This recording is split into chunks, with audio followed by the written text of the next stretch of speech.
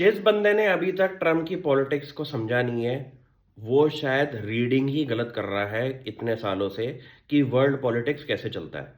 Trump की जितनी भी पॉलिसीज होती हैं, वो हमेशा रिवर्स मारता है, पूरी की पूरी मार्केट को खराब करने के बाद। क्यों? क्योंकि उसको खुद को पता है ये वाली बात कि उसकी खुद की कंट्री के अंदर डोमेस्टिक मैन्युफैक्चरिंग नाम की चीज ही नहीं है। तो वो टैरिफ अगर लगाएगा तो उनकी खुद की कंट्री के अंदर इन्फ्लेशन पैदा हो जाएगी।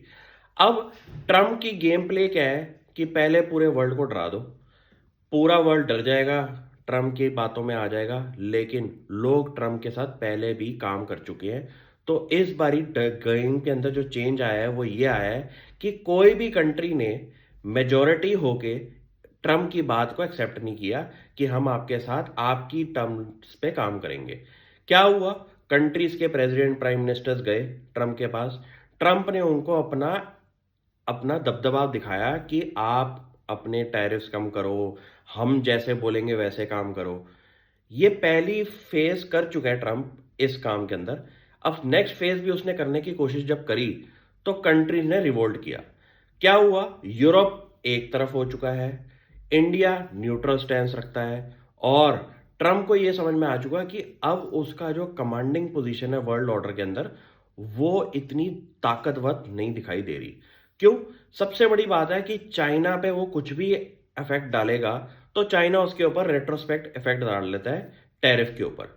इंडिया हमेशा वैसे भी एक्सपोर्ट साइज के अंदर इतना बड़ा काम करता नहीं है मैन्युफैक्चरिंग और प्रोडक्ट्स के अंदर, तो इंडिया को इतना फर्क आएगा नहीं।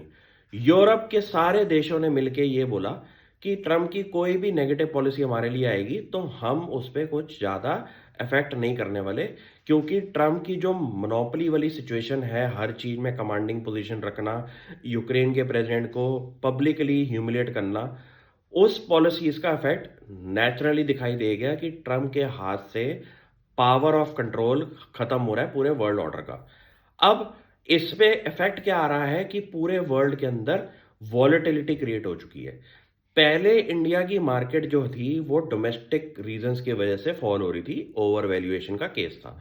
लेकिन अब पूरे वर्ल्ड के अंदर जो वॉलेटिलिटी क्रिएट हो चुकी है, वहां पे सिस्टम क्या है कि कोई बड़ा आदमी, कोई बड़ा फंड मैनेजर ऐसे मॉल में पैसा नहीं लगाता। क्यों? क्योंकि जब तक उनको स्मूथ पॉलिटिकल सिनेरियो दिखाई नहीं देता, वो बड़ी बड़ी इन्वेस्टमेंट नहीं करते। आपको ये समझना है कि वर्ल्ड पॉलिटिक्स और एक्चुअल इकोनॉमी के वर्किंग के अंदर बहुत फर्क होता है। ये लोगों को लगा कि टैरिफ इंक्रीज हो जाएंगे, इंडियन कंपनीज का नुकसान होगा, बाहर की कंपनीज का भी नुकसान होगा, यूएस के साथ काम करना है। ये चीजों का इफेक्ट हमेशा साल 2 साल के टाइम पीरियड में आएगा, जब वो एक्चुअल टैरिफ लगेंगे।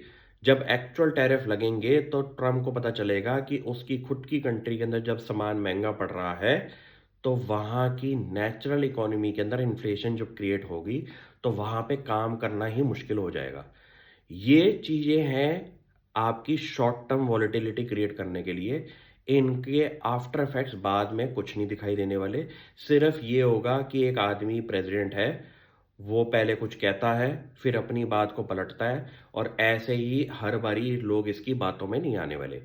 तो ये सिनेरियो पे आप काम करें, और इसमें आपके डायरेक्ट डीमैट पे जो इफेक्ट आ रहा है, उसको आप स्टेबलाइज करने के लिए क्या कर सकते हैं कि थोड़े दिन डीमैट को देखना बंद कर दें। Thank you.